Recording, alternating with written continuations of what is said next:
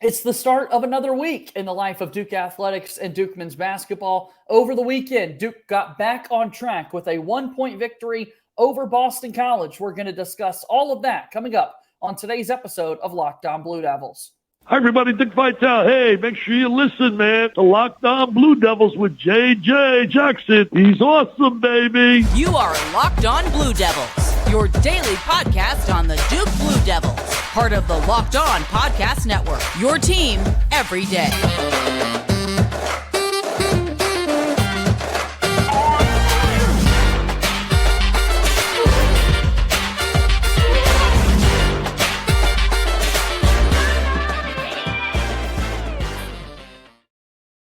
Hello, everybody, and welcome into another episode of the Locked On Blue Devils podcast. It's so great to have you here with us on this Monday, January 9th, 2022. My name is JJ Jackson, and I proudly serve as the host of Locked On Blue Devils. Be sure to subscribe to our podcast for a new episode every single weekday as we discuss everything going on in the life of Duke athletics. Also, you can find our show available on YouTube. Subscribe to our YouTube channel to watch the show daily. I love interacting with folks. Under the comment sections are always popping off when you're watching us on YouTube. So a lot to discuss here on today's show. And I'm going to be joined today by my good pal, Conor O'Neill from Devils Illustrated.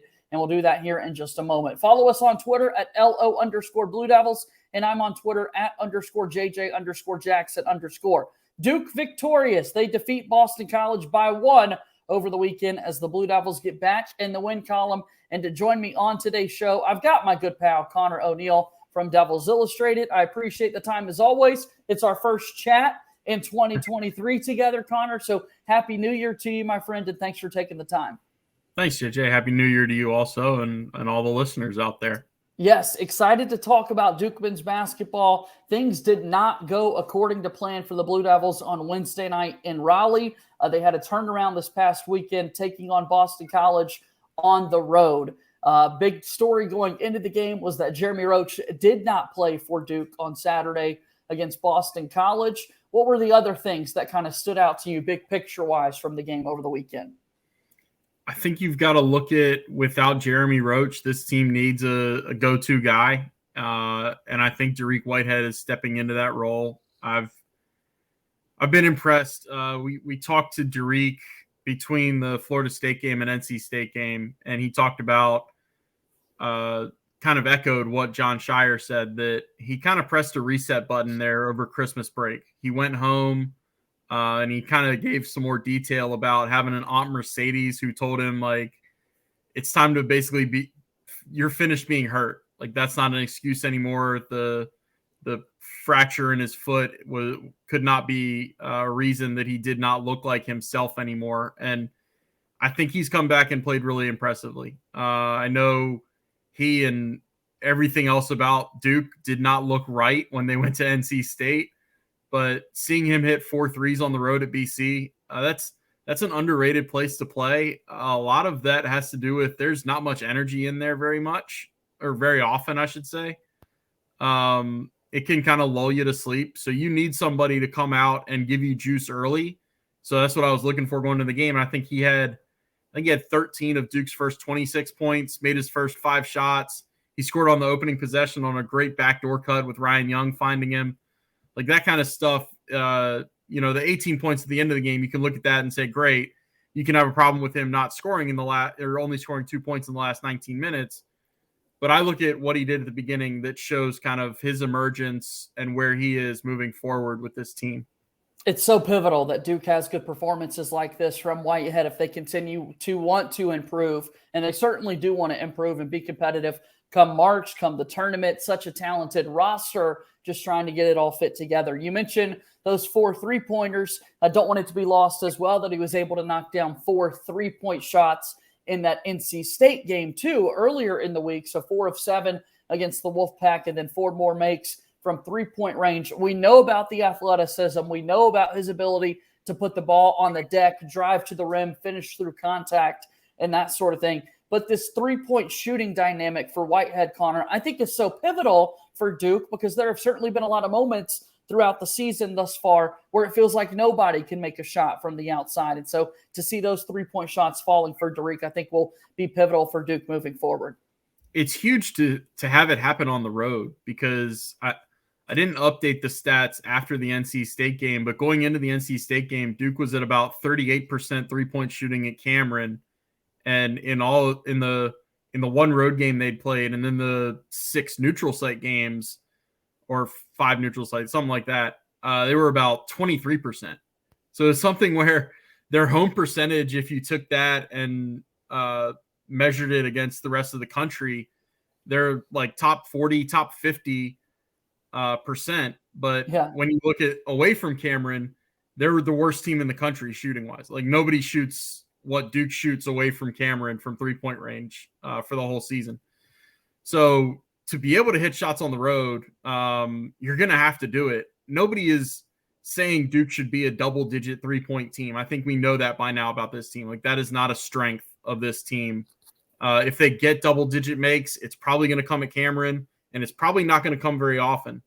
But what they need to do is keep teams honest. Like, they can't have everybody just pack it in and Duke just beats their head against the wall. That kind of brings to mind the Oregon State game, the 54-51 game, the first one out in Portland. Duke has to be able to keep teams honest and hit the occasional corner three, hit a wide open three from the top of the key, like Flip has done a lot in the first 10 games, not so much recently. So you've got to be able to hit the occasional shot. And that's, it's even more important on the road. And I think we've seen that, again, everything about the NC State game, just flush it. But the BC game, it happened. And I think they were 6 of 17 in that game, and might have missed their last 3 or 4. So it was a decent percentage. And that opened things up inside. Duke is now a quarter of the way through ACC play so far this season. They are 3-2. Funny enough, 2 of their first 5 games in ACC play have been against Boston College. They beat BC by 16 points at home in Cameron, and then go on the road and defeat them by 1 point over this past weekend. Let's talk a little bit more about this weekend's game when we come back after our first time out here today on Locked On Blue Devils. Locked On Blue Devils is brought to you by our friends over at LinkedIn, a proud presenting sponsor of our podcast. LinkedIn wants to help you put together the best team possible as your small business continues to grow, and you can surround yourself with great people when you use LinkedIn Jobs. LinkedIn Jobs can help you hire qualified candidates more efficiently by matching open roles with people who have the skills, values, and experiences to help you achieve your goals. They go beyond resume data by using insights from your job post, company, and their 875 million member profiles to help you post in front of the most qualified candidates. LinkedIn Jobs helps you find the qualified candidates that you want to talk to faster and for free. Go to linkedin.com/lockedoncollege. That's linkedin.com/lockedoncollege to post your job for free. Terms and conditions apply. Moving forward here on today's episode of Locked On Blue Devils, I'm JJ Jackson alongside my buddy Conor O'Neill from Devils Illustrated. And Conor, we're talking a little bit about this Duke victory against Boston College as they won 65-64. No Jeremy Roach from Duke, the junior captain point guard. What did that mean for the Blue Devils on Saturday, and what is it going to mean moving forward? It meant putting the ball in Tyrese Proctor's hands a lot, and not necessarily having him do all that much other than facilitate and get Duke into offense. And moving forward, I think you can expect to see a heavy dose of teams pick Tyrese up in the backcourt and try to force the ball out of his hands and make other guys start the offense. So I think that means Jalen Blakes, Derek Whitehead, maybe a little Jacob Grandison are going to wind up bringing the ball over half court. Mark Mitchell did it a couple times too. When you only have one ball handler, it's really difficult. And that was kind of the benefit of having Roach and Proctor together. Both of them could get you set up and started in your offense. And not to speak of how good of a scoring threat Jeremy is when he's healthy. You don't really know about this team's backcourt when you take away Roach. There's a lot of inexperience. I know Jalen Blakes is a returning player, but he's not really returning with much experience. Like, you have to kind of, I've had to remind myself a couple times, this is the first time Jalen Blakes has been in so many of these situations, right? Yeah. Like I was impressed with the fact that he came back and scored 17 points the second time, just after the one breakout game on the other side of Christmas.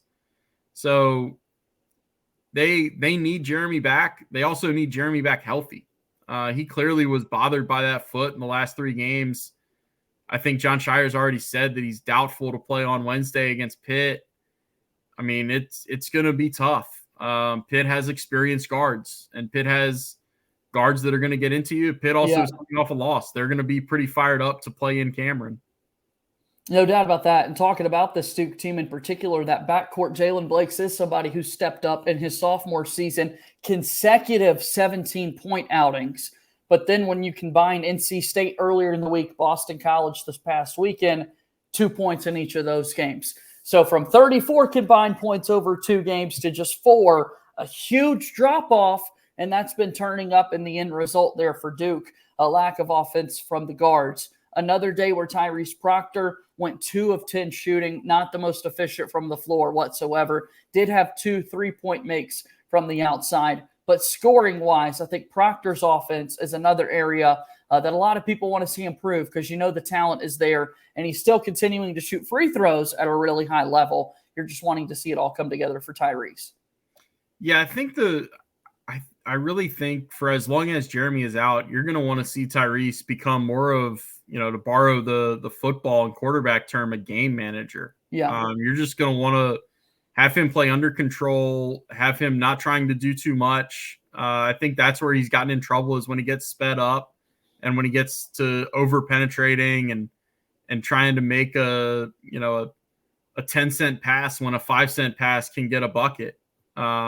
It's, I've kind of one of my football vendettas, I guess, is to get people to understand that it's not a bad thing to call a quarterback a game manager, because if you're managing a game, you're probably putting your team in position to win. I think that's all Duke needs out of Tyrese Proctor right now. As long as he is going to be the primary ball handler, as long as he's going to, be the only ball handler on the court a lot of times, you need no mistakes more than you need him to be going for 12, 15, 18 points, that kind of thing. So I would pay a lot more attention to his turnover number than his points, at least for as long as Jeremy's out. We'll see what Proctor can do as he moves forward. Duke had 3 players in double figures in the win on Saturday, and 65-64, the final score for Duke over Boston College. Dariq Whitehead led the way with 18 points. Kyle Filipowski had 15. Mark Mitchell added 14. What did you think of Filipowski and Mitchell's performance? I thought it was important for Flip to kind of get back on track. That was a huge play that he made to win the game. No kidding. Let's not let that get lost in just talking about a 15-point game for him. I mean, that was Ryan Young lost the ball on the way up, and BC has the ball up 1, and Kyle Filipowski comes over and kind of swipes it loose and gets fouled going up, and then is clutch enough to make 2 free throws to win the game. I think 12 seconds left or so. Right. That's a huge play for a freshman to make. And it's especially a huge play for a freshman to make for a guy who was struggling immensely. He did have 14 points and 8 rebounds against NC State. I don't want to beat a dead horse here, but everything about that NC State game was just kind of moved to the side given the result and given how Duke looked in general. So I'm still thinking of it as Kyle Filipowski is coming off the 6-point game against Florida State, 9 points, 5 turnovers at Wake Forest before the break. So to see him kind of get his legs back under him, that's huge moving forward. I still think this team cannot be at their best if it's not getting maybe not a double-double, but you need him in double-figure scoring. You need him to be a force on the glass, play well defensively on the perimeter. And lo and behold, he had, if I'm looking at this correctly, 3 blocks. And that is maybe the most encouraging thing to me. I've kind of I've been a little harsh on him. I've kind of thought he's not as good of a shot blocker as he should be, given his height. He actually he showed me up. He showed me wrong. He was a force inside when he had to be against BC.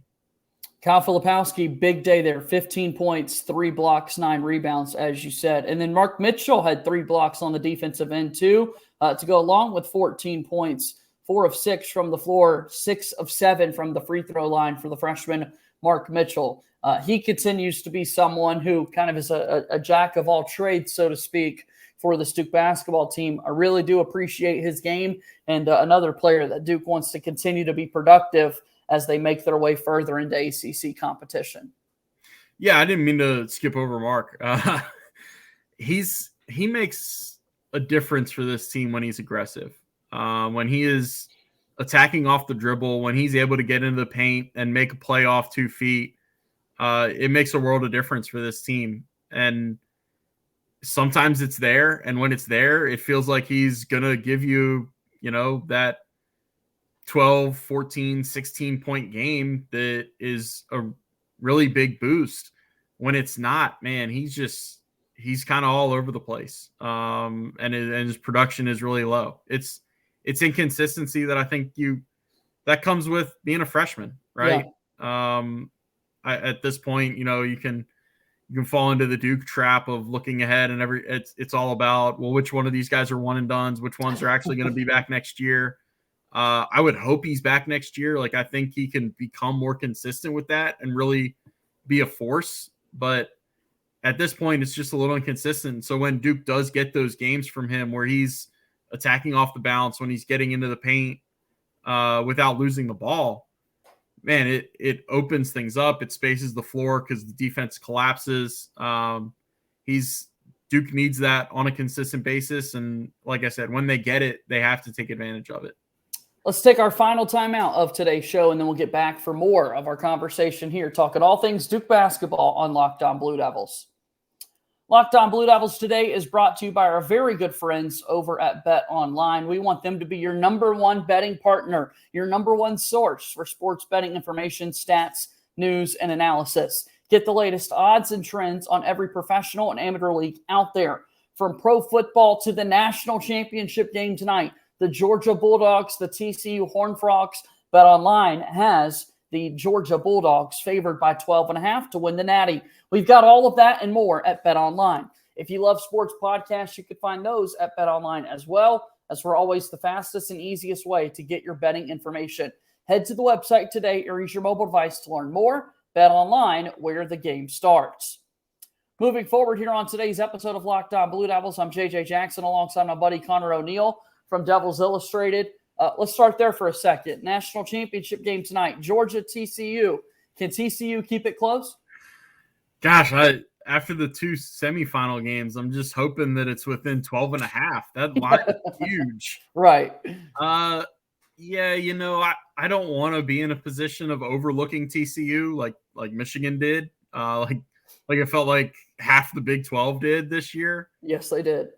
Man, Georgia just feels like it's the machine. I'm there with you. Kirby has kind of created Alabama 2.0. It feels like they're going to win. I think you're right on for that. Absolutely. So we'll see. National championship game coming up a little bit later tonight. All right, you run Devils Illustrated, though, along with Deacons Illustrated, do a remarkable coverage there within the Rivals family of networks. Tell me a little bit about the site, Conor. What can folks find there? Yeah, so duke.rivals.com. We've got from a couple of days ago, a feature that I was talking about with Dariq Whitehead about getting his boost from his mom, or not his mom, his aunt Mercedes, and kind of him pressing a reset button. That was a really fun feature to work on. And then we're grinding out preview stuff. I mean, the game previews are really in depth. I'm giving you Ken Palm numbers. I'm giving you Evan Maya numbers. We've got recruiting info. I feel like we have something about every week or two on the Boozer twins, the class of 2025s that feels like it's an age away, but sure. Really they could be in Durham in just a few years. So we've got a lot going on, and I hope some people will check me out. Yeah, we love all of the recruiting updates that we can get, that's for sure. And hopefully the Boozer twins do end up in Durham playing for the Duke basketball team. So we talk about the Duke team moving forward, a big week ahead, Connor, for Duke. They've got Pitt and then a trip to Clemson this upcoming Saturday. Tell me a little bit about where Duke is right now and whether or not you think this Duke team can kind of get back on track and get back to playing like one of the top 10, 15 teams in the country. This is a big stretch, and if they're going to get back to playing like a top 10 or 15 team, they have to win these two this week, and then they get a week off, and then they play host to Miami, who I kind of think still is the best team in the conference, even though they've lost to Georgia Tech, and Pitt and Clemson just had that big showdown over the weekend as unbeaten teams in league play. Those are Duke's next 3 games. Like, it's kind of show me time for Duke. They're going to have 2 games against Carolina. Carolina, I had the opportunity to see in person when they played Wake on Wednesday night. They've kind of figured things out, at least in my mind. So those are going to be big games toward the end of the year. But these 3, you've got to be able to beat Pitt at home. You've got to protect your home court. Duke is, I think, 8-0 at Cameron this year. I know they haven't lost yet. Which is a little interesting to me because it's felt like the Cameron crowds have kind of taken a step back from where they were last year. And part of that probably has to do with Coach K. Part of it has to do with last year was their first time getting back in the building after COVID. So Right. You know they were going to be really, really amped up. This year it's felt like Duke has not had that big of a home court advantage. Maybe that changes now that the semester started, now that you've got students back on campus, and now that they're ACC games. They're not playing, Jacksonville, Delaware, and Bellarmine. No offense to those schools, but you're getting I think 11-5 Pitt team. They're 4-1. They're above you in the conference standings. That should be a big turnout. That should be a pretty raucous environment. And then going down to Clemson. I mean, Clemson. I like to think like I was on Clemson early. Like I had PJ Hall on my All-ACC preseason team. They're getting great contributions from their other guys around him to the point where he might not be their best player on their team anymore. Like Chase Hunter is really good. Hunter Tyson has put up several 20-point games this year. They shoot the hell out of the ball. Like they're one of the best 3-point shooting teams in the country. So Duke is going to have to, that was one of the big things we needed to see against BC was would Duke's defense travel? And to an extent, like you would have liked to see defense for the whole game and not just, what was it, a 28 to 32 minutes of it? BC scored there at the end. That's how it went from a 14-point lead to a 1-point deficit. But your defense is really going to have to travel down there to Clemson. Big week coming up for Duke. We'll see if they can get it going again starting on Wednesday with the home game against Pitt. Always fun for Jeff Capel to come back to town, his first mono-e-mono matchup against John Shire. So looking forward to that. And then a Clemson game this upcoming Saturday. And all of the coverage can be found at duke.rivals.com. Conor, it is always a blessing to have you here with us on the podcast. Thanks again for taking the time to join me here today. Thanks. I appreciate it. Thanks, JJ. That's my good pal, Conor O'Neill, joining us once again here on Locked On Blue Devils. Always appreciate his thoughts and insights. Make sure that you're checking out everything that he's got going on there again at duke.rivals.com. That's going to do it for today's show. Once again, follow us wherever you get your podcasts, Locked On Blue Devils. Press subscribe on YouTube as well. We're on Twitter at LO_Blue Devils, and you can find me on Twitter at _JJ_Jackson_. That'll do it for today's show. As always, go Duke. We'll talk to you tomorrow. My name is JJ Jackson. Thank you and good day.